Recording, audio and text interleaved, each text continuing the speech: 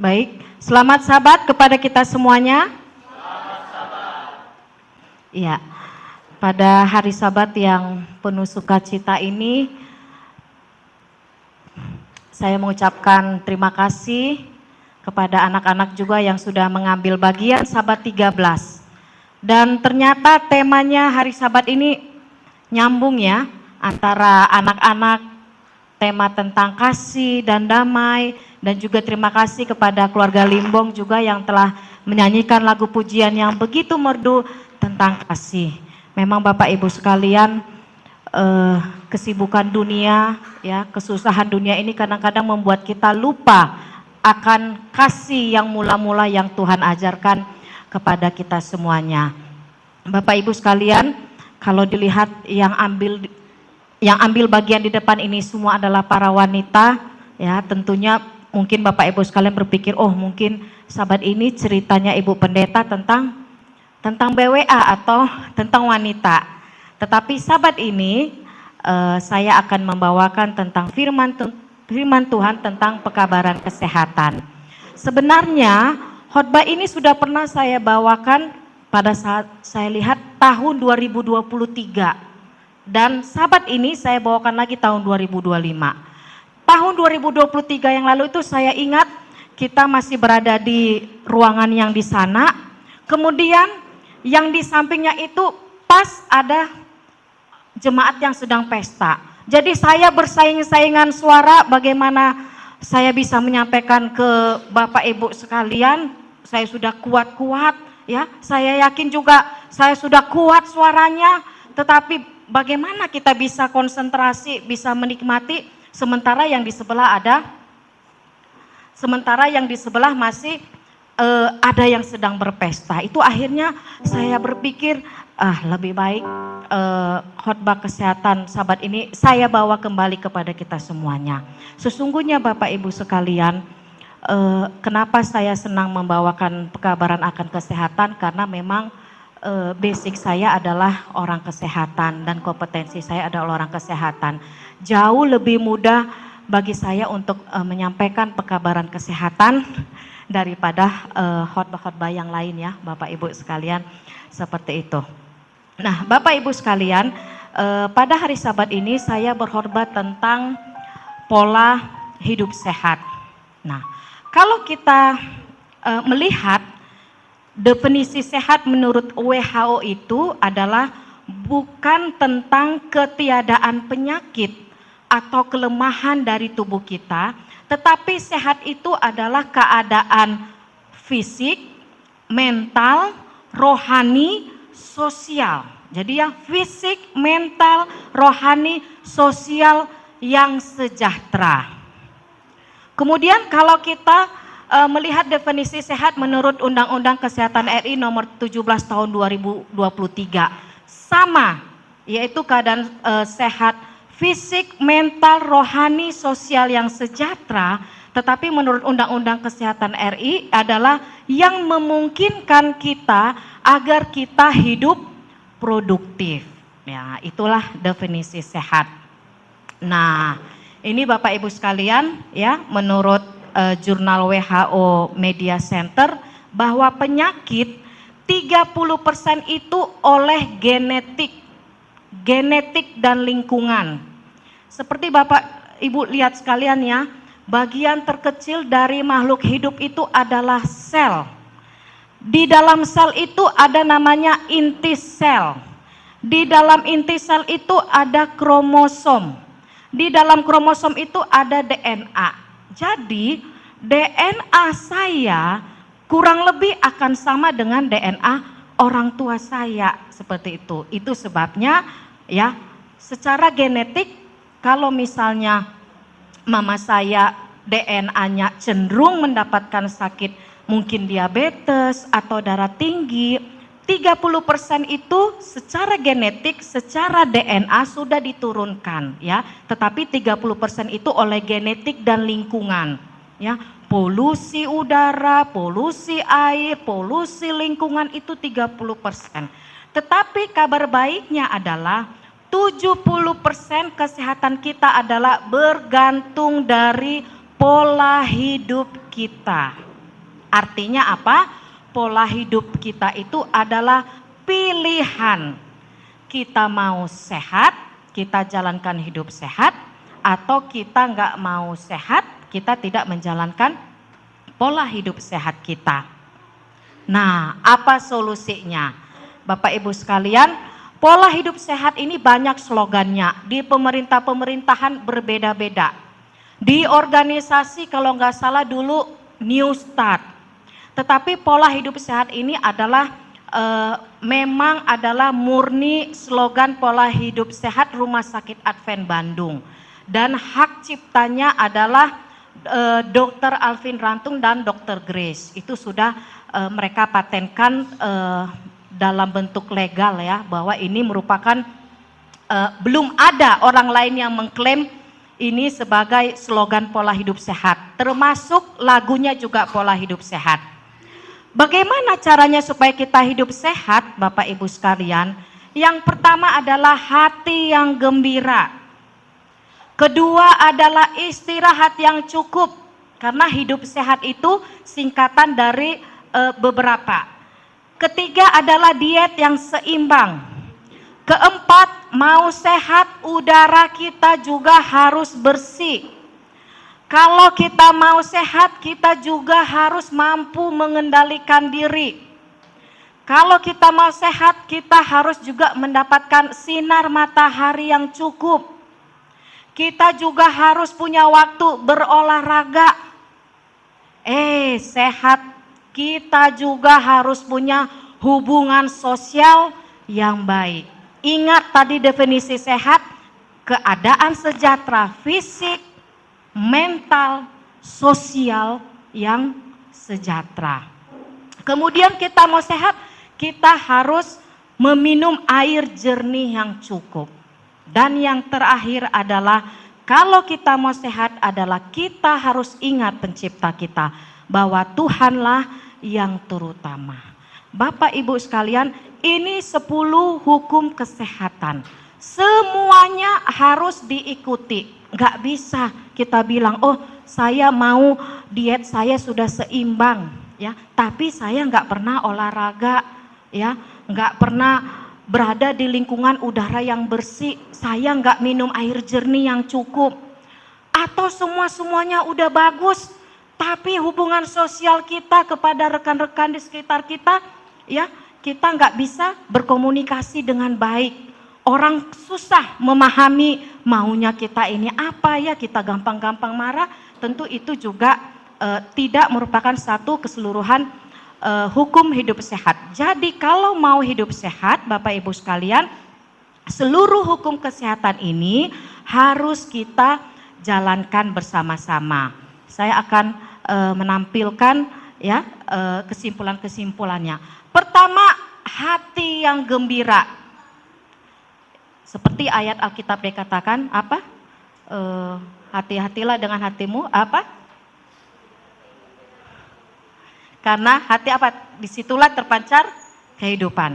Yang pertama, bagaimana supaya hati yang gembira? Pertama, selalu memikirkan hal-hal yang positif. Ya. Masa sih Bu Pen masih ada hal-hal yang positif? Bapak Ibu sekalian, semua di seluruh kehidupan kita, kalau kita pikir-pikir pasti sesuatu itu yang selalu menyakitkan, menyedihkan, membuat kita nggak nyaman. Tetapi artinya apa? Dalam setiap situasi kita bisa mengambil sesuatu itu dari sisi positifnya. Seandainya ada 90% pun juga sisi yang negatif, tapi kita karena kita mau hidup sehat, pasti kita akan selalu mengambil 10%-nya dari yang positif. Artinya apa? Kita selalu berpikir yang positif. Kalau kita berpikir yang positif, kita juga mengucapkan hal-hal yang positif. Kalau kita mengucapkan hal-hal yang positif, kita juga melakukan hal-hal yang positif. Mau sehat, bergaul dengan orang-orang yang berpikir, berkata, dan bertindak positif. Pernah nggak kita merasa nggak nyaman ya? Aduh ini teman kok toksik banget ya, gitu. Tiba-tiba dia gampang marah, tiba-tiba dia gampang ya Pokoknya dalam segala hal kita duduk, dia mulai komentari ini, komentari itu, oh begini, begini. Rasanya saya juga rasanya nggak nyaman gitu ya. Oh ini kok orang, maksudnya begini, kita tidak bisa berpikir ke arah situ, tapi teman di samping kita kok bisa berpikir ke arah situ ya. Kadang-kadang kita pikir, iya juga ya, betul juga apa yang dibilangnya, hati-hati. Hati-hati dengan orang-orang di sekitar kita yang tidak bisa dapat berpikir dengan positif. Karena tanpa kita sadari, mereka bisa mempengaruhi kita kalau kita nggak kuat. Dan itu juga bisa mempengaruhi kesehatan kita. Mengampuni orang yang bersalah. Dia mau minta maaf, dia tidak minta maaf, kita duluan mengampuninya. Sering tertawa Bapak Ibu sekalian, ya kalau ada sesuatu yang lucu, kalau orang lain sudah tertawa, kalau kita tidak tertawa, wah berarti kita tanda tanya, ya. Berarti di mana pikiran kita ini? Kita sudah nonton, semua sudah ketawa-ketawa, ya. Tapi kita tidak ketawa, berarti badan kita di situ, tapi pikiran kita di mana-mana. Sering tersenyum, ini saya akui Bapak Ibu sekalian, saya paling susah tersenyum. Saya rasa sudah tersenyum hati saya. Tapi pas ditangkap kamera, pakai handphone di foto, padahal pasangan saya udah tersenyum ya, tapi tetap ditangkap tidak tersenyum. Sering-seringlah tersenyum. Kalau kita mau sehat ya Bapak Ibu sekalian, mungkin ada kayak saya, tetapi itu bisa dilatih. Nah, seperti firman Tuhan katakan Amsal 17 ayat 22. Hati yang gembira adalah obat yang manjur, tetapi semangat yang patah mengeringkan tulang. Hukum kesehatan yang kedua adalah istirahat yang cukup. Kita harus istirahat 7 sampai 8 jam. Bapak Ibu sekalian, berbahagialah yang tidak menjalani profesi seperti kami, pegawai rumah sakit. Kami sudah mempunyai komitmen, ya, harus bisa berbagi sama jam kerjanya. Sebulan harus dapat minimal 6 sampai 8 kali untuk melayani, menjaga orang-orang sakit. Bayangkan kalau orang sakit nggak ada dokter yang menjaga, nggak ada perawat yang menjaga, bagaimana? Jadi mau tidak mau pada saat kami bekerja di rumah sakit, kami harus mengorbankan jam tidur kami. Nah, Bapak Ibu sekalian yang profesinya tidak seperti kami, harus dimanfaatkan, tidurnya harus cukup. Tidur dalam ruangan yang gelap. Nanti akan saya sampaikan kenapa tidur dalam ruangan gelap itu penting. Tidur tidak ada gelombang elektromagnetik, TV dimatikan, handphone dimatikan, ya, bila perlu wifi juga dimatikan. Tanpa kita sadarin wifi kita selalu hidup. Beban pikiran sudah diselesaikan sebelum tidur. Nah ini yang memang agak rada susah. Tapi kalau saya berpikir sudah, saya mau tidur malam ini, besok lagi dipikirkan, besok lagi dikerjakan. Kemudian beristirahat dari pekerjaan rutin 1 hari. Jadi dalam 1 minggu itu kita harus memiliki waktu istirahat. Apakah misalnya nanti hari Sabtu waktu istirahat kita walaupun kita ke gereja, atau hari Minggu. Ini yang saya katakan, mengapa tidur itu dalam ruangan yang gelap. Ternyata ya, Tuhan menciptakan tubuh kita kalau kita tidur dari jam 9 sampai jam 11 malam dalam ruangan yang gelap, ya Bapak Ibu sekalian, lampunya dimatikan. Nah, ternyata jam 9 sampai jam 11 malam ini ada namanya hormon melatonin. Apa manfaat hormon melatonin? Meningkatkan kemampuan untuk mengalami rasa nyaman. Jadi kalau Bapak Ibu sekalian bangun pagi-pagi itu rasanya nggak nyaman, gelisah, karena jam 9 sampai jam 11 itu kualitas tidurnya tidak baik. Nah, melatonin juga menurunkan kolesterol, tekanan darah, dan masalah ritme jantung yang mungkin tidak teratur atau ada irama yang ekstra. Nah, itu sebabnya Bapak Ibu sekalian yang punya tekanan darah, yang punya kolesterol harus tidurnya cukup. Sering sekali kami mengobati pasien-pasien yang datang berobat itu ya, obatnya sudah bagus, sudah obat paten, ternyata tidak turun-turun. Kenapa? Karena pasiennya susah tidur, ada beban pikiran ya, atau banyak hal. Intinya adalah kalau mau turun tekanan darah, masalah jantung adalah harus tidur. Kemudian melatonin ini adalah melindungi kerusakan karena radikal bebas. Radikal bebas ini yang menyebabkan karsinogenik. Itu sebabnya orang yang tidurnya tidak cukup, ya, apalagi secara genetik 30% dia sudah ada resiko cancer dari orang tuanya, belum lagi stres, tidurnya kurang, makannya juga kurang sehat, dia akan dapat menggampangkan cancer. Kemudian mencegah melawan tumor, menunda penuaan, menolong mengatasi stres, menurunkan resiko osteoporosis, meningkatkan sistem kekebalan tubuh. Ingat jam 9 sampai jam 11 kita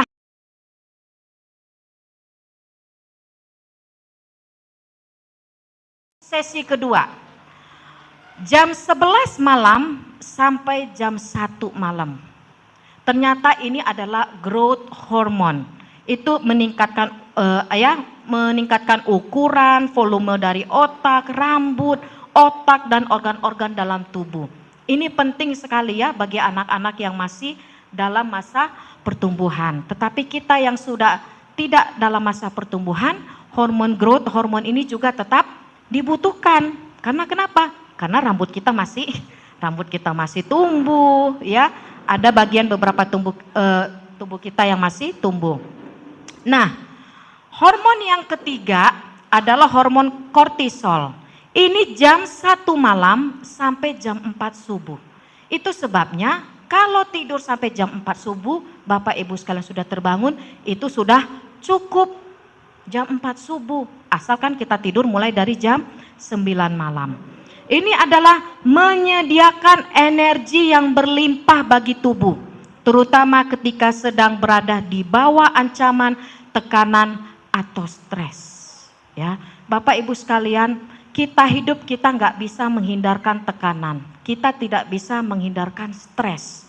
Tetapi karena kita kurang istirahat, ya, malamnya, sehingga kita pada saat besok pagi kita tidak bisa berpikiran dengan jernih. Kita tidak mampu mengatasi masalah-masalah yang kita hadapi, beban-beban hidup yang kita hadapi karena malamnya kita adalah kurang tidur. Padahal Tuhan sangat baik sekali bagi kita, telah memberikan obat alami, hormon-hormon yang alami bagi kesehatan kita. Yang ketiga adalah diet.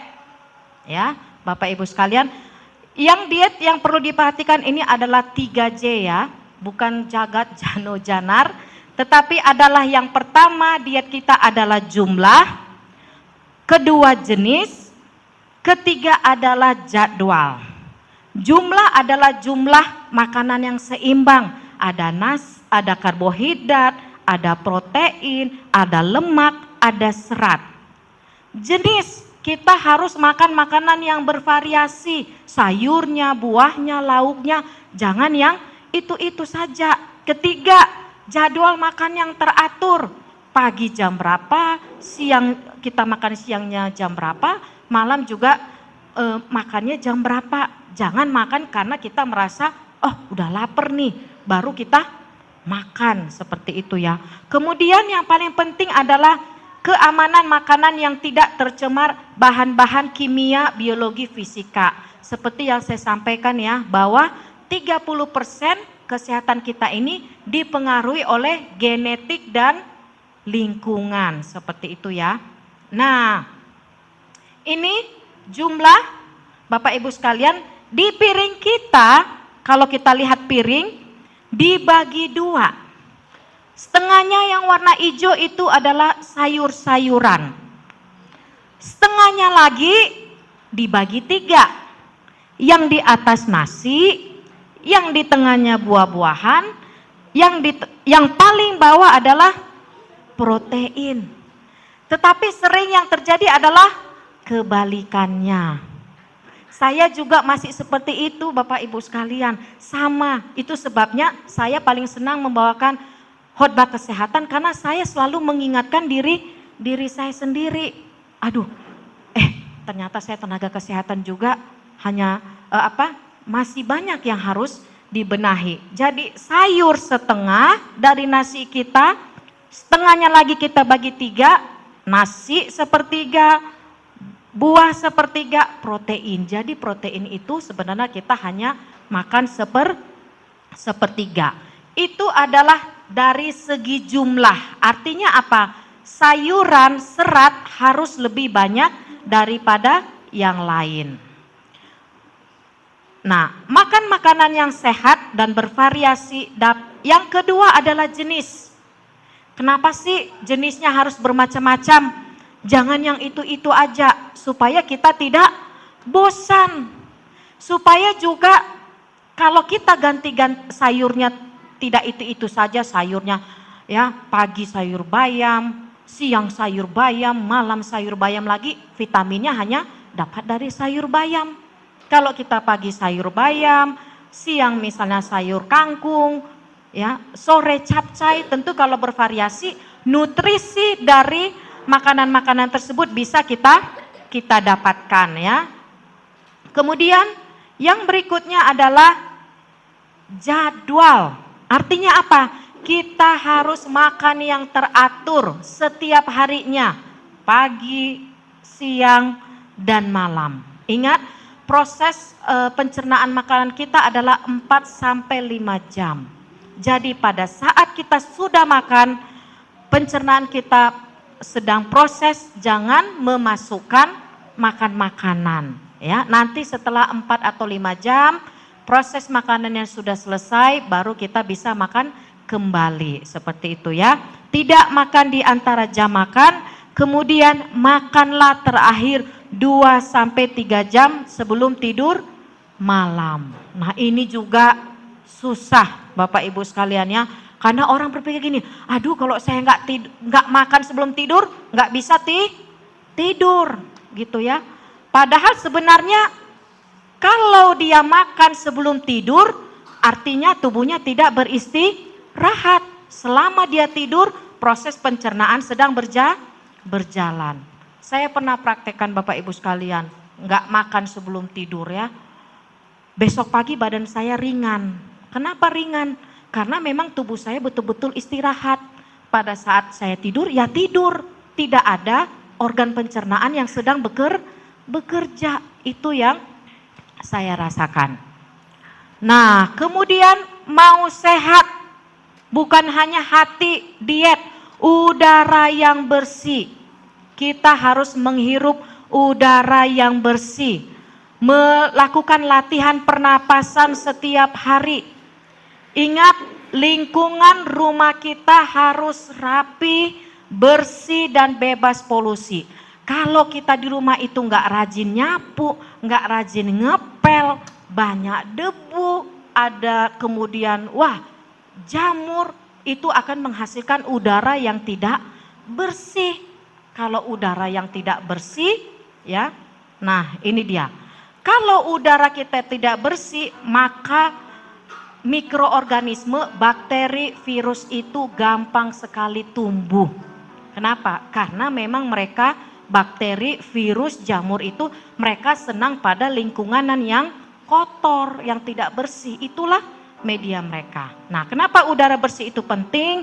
Karena ini tadi saya katakan menurunkan, membuat bakteri dan virus itu tidak bertahan lama, meningkatkan semangat dan vitalitas, meningkatkan konsentrasi, mempercepat penyembuhan luka, memperlancar proses metabolisme tubuh, dan yang tidak kalah penting adalah meningkatkan sistem daya tahan tubuh kita. Nah, selain bagaimana kita hidup sehat adalah udara yang bersih, kita harus mencari udara yang bersih. Udara yang bersih itu biasanya yang banyak pohon-pohonannya, yang di tepi pantai. Nah itu ion negatifnya sangat tinggi. Kemudian di lapangan luas yang ada padang rumput, nah itu biasanya ion negatifnya banyak. Disitulah kita banyak menarik nafas. Nah, bagaimana caranya adalah waktu kita bangun pagi, kita berdiri tegap, tarik nafas dalam-dalam, keluarkan lewat hidung, dan dilakukan sebanyak 10 kali. Artinya apa? Mungkin ada udara yang tidak bersih di paru-paru kita. Pada saat kita tarik napas dalam, kemudian kita buang, udara-udara yang kotor itu akan keluar dari paru-paru kita. Paling baik kalau kita lakukan, jangan di dalam kamar yang kadang-kadang kita sepanjang malam sudah tutup ruangannya. Kita keluar ke halaman pekarangan yang ada pekarangannya ya, belum ada polusinya. Pagi-pagi kita tarik napas. Nah, mau sehat yang berikutnya adalah P, adalah pengendalian diri. Ternyata Bapak Ibu sekalian, hidup sehat itu bukan hanya masalah diet, olahraga, udara. Ya, ternyata kita mau sehat juga, kita harus mampu mengendalikan diri kita. Yang pertama adalah mengendalikan emosi. Wah, ini dia. Ya, jangan dikit-dikit gampang marah. Tapi kalau memang harus waktunya marah, marah. Tapi masalah sedikit aja sebenarnya nggak perlu marah, karena kita kurang istirahat, kita lagi banyak pikiran, ya. Anak sedikit aja tingkah lakunya begini, kita langsung gampang marah. Nah, ini biasanya ibu-ibu. Kedua adalah mengendalikan nafsu, ya, nafsu makan, ya, nafsu minum yang tidak sehat. Kemudian mengendalikan selera. Ternyata mau kita hidup sehat perlu kita kendalikan selera. Kemudian yang juga tanpa kita sadari yang memberikan dampak bagi kesehatan kita adalah kita berdisiplin melaksanakan tugas. Kalau kita tunda-tunda tugas kita, akhirnya nggak terselesaikan dengan baik, itu juga akan menjadi beban pikiran kita. Akhirnya mungkin kita, aduh tugas saya belum selesai nih. Akhirnya malam kita nggak bisa tidur tepat waktu, kita kerjakan tugas kita di malam hari. Padahal seharusnya jam 9 malam kita sudah beristirahat. Kemudian kalau kita mau sehat Bapak Ibu sekalian, kita harus mengikuti peraturan dengan baik. Ternyata kalau kita mau mengikuti peraturan itu, baik peraturan di gereja, di jemaat, peraturan di tempat pekerjaan, di lingkungan, kalau kita mengikuti peraturan yang baik, ternyata itu memberikan dampak yang baik juga bagi kesehatan kita. Nah, dalam 1 Korintus 9 ayat 25, tiap-tiap orang yang turut mengambil bagian dalam pertandingan menguasai diri dalam segala hal. Mereka berbuat demikian untuk memperoleh suatu mahkota yang fana, tetapi kita untuk memperoleh suatu mahkota yang abadi. Nah, mau sehat berikutnya Bapak Ibu sekalian adalah kita harus memperoleh sinar matahari yang cukup. Kita berjemur jam 6 sampai jam 9, ya mungkin kita bisa pilih setengah 9 atau jam 9, cukup 15 sampai 30 menit. Atau jam 3 sampai jam 6 sore. Saya pernah buktikannya waktu badan saya nggak fit, hidung saya mampet. Saya masuk ke kamar jaga, pasang AC, malah tambah mampet. Akhirnya saya turun ke bawah, ke depan IGD, saya berjemur karena mataharinya langsung jatuh. Pada saat saya berjemur, mampet saya hilang, nggak mampet. Akhirnya 3 hari saya berjemur-jemur, udah nggak minum obat lagi. Karena kalau sinar matahari itu dia menghasilkan vitamin D yang meningkatkan daya tahan tubuh kita. Kemudian di rumah kita harus ada ventilasi, sirkulasi udaranya harus baik. Matahari itu harus masuk ya. Nah itu yang memang agak sulit. Karena kenapa di Pulau Jawa ini saya lihat rumah kita itu langsung berdempetan dengan rumah tetangga. Kalau di Sumatera itu tanahnya segini, rumahnya segini. Ya, jadi masih ada di samping-sampingnya itu masih ada jendela, ya. Di belakangnya masih ada jendela, depannya ada jendela. Jadi ada udara masuk, bisa keluar lewat belakang, ya. Yang di samping-sampingnya juga masih ada ventilasi. Kenapa ventilasi itu penting? Kalau pertukaran udara di ruangan kita itu baik, bakteri atau virus itu juga cepat terurai. Itu sebabnya kalau pertukaran udaranya tidak baik, bakteri ataupun virus itu dia tidak terurai, malah dia tetap bisa hidup. Apalagi kalau lingkungan kita itu nggak bersih, maka bakteri dengan virus itu juga makin senang untuk hidup.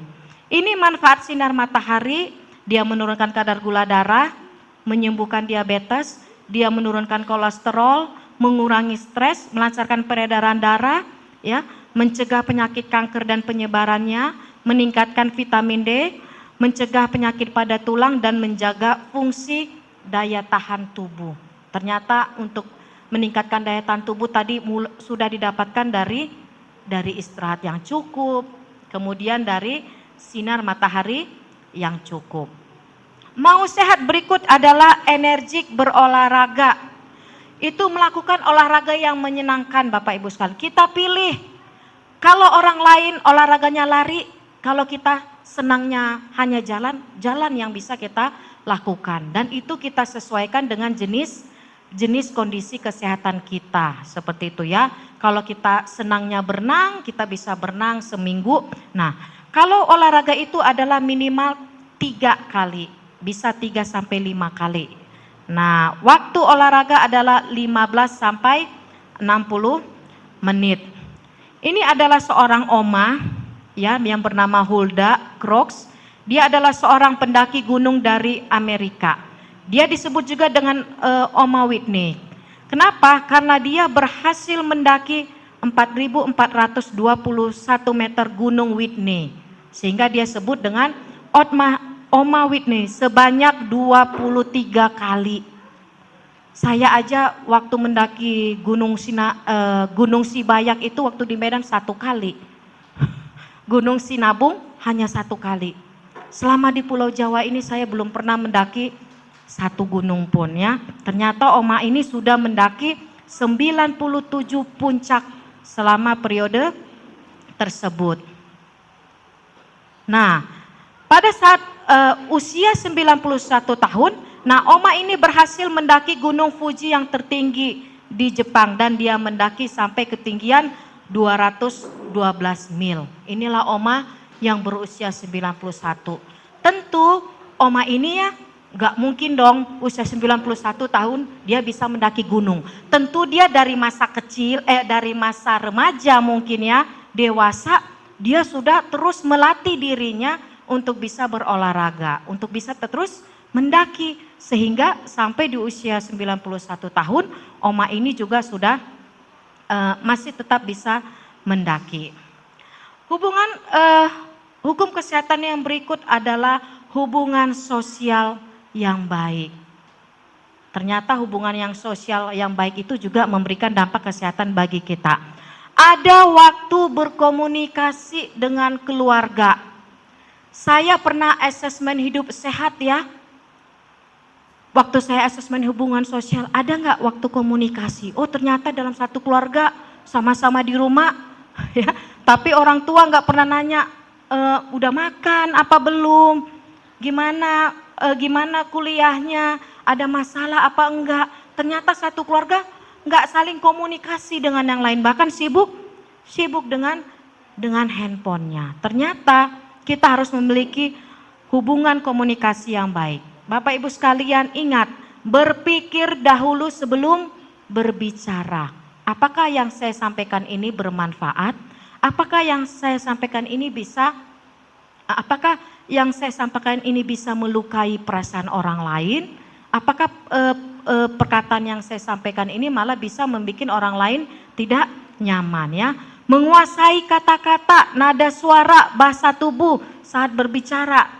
Mampu mengutarakan isi pikiran dan isi hati. Sering sekali komunikasi itu kurang karena antara suami istri tidak mampu menyampaikan isi pikiran dan isi hati. Saling mengharapkan. Suami berharap istri bisa membaca pikirannya, ya kan? Istri berharap, aduh suamiku ini maunya tahulah apa yang mau saya inginkan. Gak perlulah saya sampai sampaikan, kan sudah lama menikah, pasti sudah ngerti lah dia maunya saya. Ya, ternyata inilah yang sering menyebabkan pertengkaran.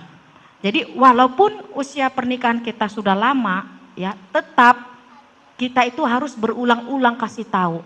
Saya mengharapkan kamu itu seperti ini, saya maunya kamu seperti ini. Seperti itu ya. Saya juga dengan Pak Pendeta kadang-kadang setelah sudah habis ribut, setelah udah baik-baikan, oh ternyata miskomunikasi karena diam-diaman, tidak menyampaikan, tidak mampu mengutarakan isi pikiran dengan isi hati dengan bijaksana. Kemudian menjadi pendengar yang baik ya. Sering sekali orang banyak pengen curhatnya didengar. Mungkin kita nggak bisa memberikan nasihat, tetapi kita menjadi pendengar yang baik. Dia sudah menyampaikan isi di dalam isi pikirannya, itu juga sudah membawa kelegaan. Mau sehat yang berikut adalah kita harus minum air yang jernih.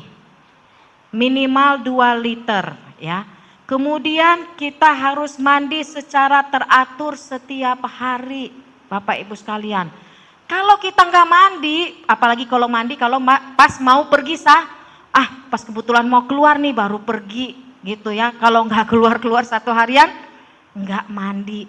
Ternyata kalau kita nggak mandi, keluar keringat, keringat ini kan mekanisme tubuh untuk mengeluarkan racun-racun kotoran-kotoran di dalam tubuh kita. Jadi kalau sudah berkeringat ya, ada debu, kita nggak berkeringat, kita nggak mandi, tubuh kita itu kotor, lembab. Itu sebabnya gampang gatal-gatal, gampang tubuh jamur oleh karena kita tidak mandi setiap hari. Mandi pagi dan mandi sore. Nih, yang kita minum adalah air yang tidak berwarna, tidak berasa dan tidak berbau. Ternyata minum air yang jernih itu adalah meringankan nyeri tulang belakang. Kalau Bapak Ibu sekalian ada keluhan tulang belakang, ada HNP, ada rematik, itu dibutuhkan cairan yang cukup. Ya, adalah kita harus banyak minum air putih. Meringankan susah buang air besar, apalagi kalau yang minum obat rutin gula, darah tinggi. Nah itu kadang-kadang kalau kurang air, kurang serat, dia gampang menyebabkan BAB-nya sulit. Kemudian menolong kita untuk menurunkan berat badan. Sering sekali kita rasanya lapar, ternyata itu adalah lapar palsu. Ternyata bukan lapar kita sebenarnya, tetapi oleh karena kita haus. Nah, air juga dapat menurunkan resiko serangan jantung. Sering sekali serangan jantung, serangan stroke itu terjadi pada waktu subuh. Oleh karena kenapa? Tubuh kita sedang mengalami dehidrasi. Terjadi kekentalan di dalam darah, kurang cairannya. Nah, meminum air juga menurunkan nyeri rematik. Nih, air juga penting bagi otot-otot kita. Air adalah sarana untuk pertahanan dan kekebalan tubuh. Nah, Bapak Ibu sekalian, ya, minum air minimal 2 liter. Bagaimana cara kita melihat bahwa air yang kita minum itu adalah sudah cukup? Ya, kita lihat warna buang air kecil kita. Kalau warnanya kuning, padahal toilet itu kan ada air kan di bawahnya kan, sudah ada air di bawahnya, kita buang air kecil kok masih warna kuning, berarti minumnya kita masih kurang. Harus minum lagi. Harus sama warnanya, sama dengan warna air yang ada di dalam kloset. Berarti itulah warnanya sudah cukup. Nah, mau hidup sehat, yang terakhir adalah Tuhan yang terutama. Yang pertama adalah berdoa pribadi kepada Tuhan setiap hari. Di luar kita berdoa makan, di luar kita berdoa akan berangkat, pergi kemanapun kita harus memiliki waktu untuk berdoa dan belajar firman Tuhan setiap hari. Kemudian Tuhan yang terutama ini adalah kita melakukan ibadah setiap hari, bersaksi tentang kebaikan Tuhan setiap hari. Terus kalau mau sehat juga melakukan firman Tuhan, bersyukur atas kebaikan dan perlindungan Tuhan setiap hari, dan memuji dan memuliakan akan nama Tuhan setiap hari. Nah, ini ada penelitian dari Profesor Herbert di Universitas Harvard. Dia meneliti efek doa. Orang-orang yang berdoa, yang rajin berdoa, ternyata doa itu menyimpulkan bahwa doa memperlambat metabolisme, memperkuat frekuensi gelombang gelombang otak, mengurangi tekanan darah, mengurangi laju pernafasan, menyebabkan perasaan yang tenang dari dalam, dan meningkatkan kesehatan secara umum. Nah, ini yang dikatakan Oma Whitney tadi adalah bahwa kesehatan yang baik tidak selalu terjadi secara kebetulan. Kita tidak bisa berharap bahwa kita sehat, tetapi apa yang kita lakukan adalah sehari-harinya yang tidak sehat, ya. Kadang-kadang kita harus mengerjakannya, sama kayak seperti Oma ini ya.